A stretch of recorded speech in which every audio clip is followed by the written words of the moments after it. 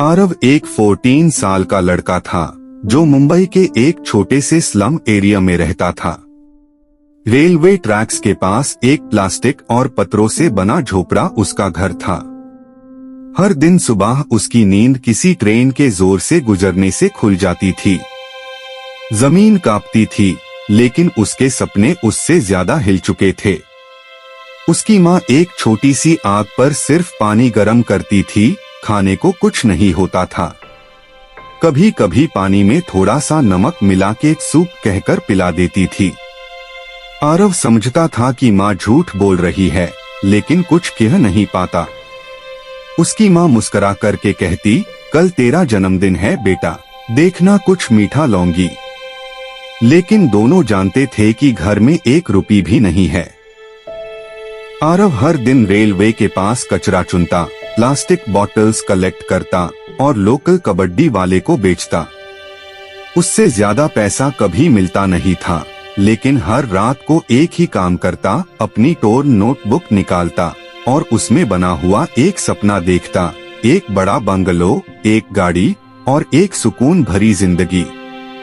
एक दिन कचरे के ढेर में उससे एक पुरानी सी इंग्लिश बिजनेस मैगजीन मिली।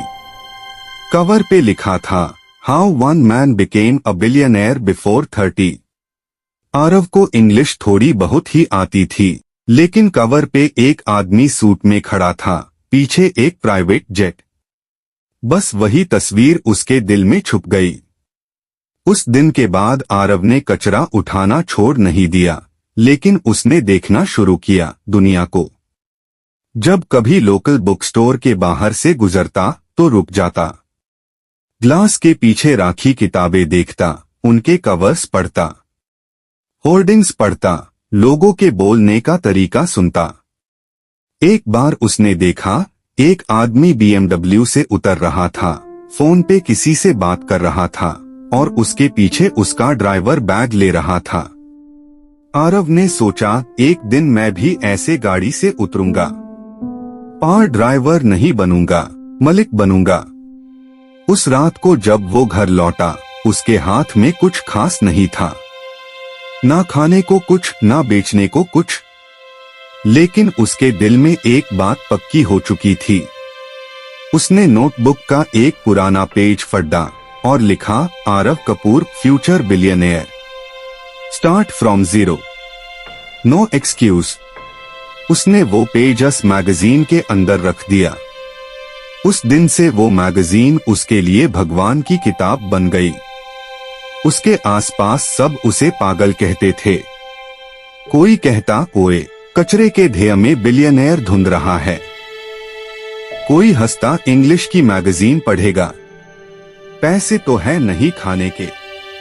लेकिन आरव के कण बंद हो गए थे।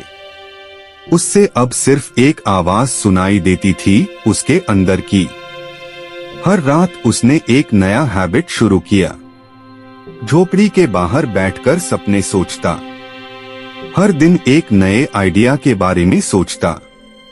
कभी छोटी छोटी चीजें बेचने का प्लान, कभी स्कूल के बाहर पेन पेंसिल का स्टॉल लगाने का। उसका एक हाई गोल था, जब तक जिंदा हूं तब तक रुकना नहीं, किसी भी हाल में अमीर बनना है।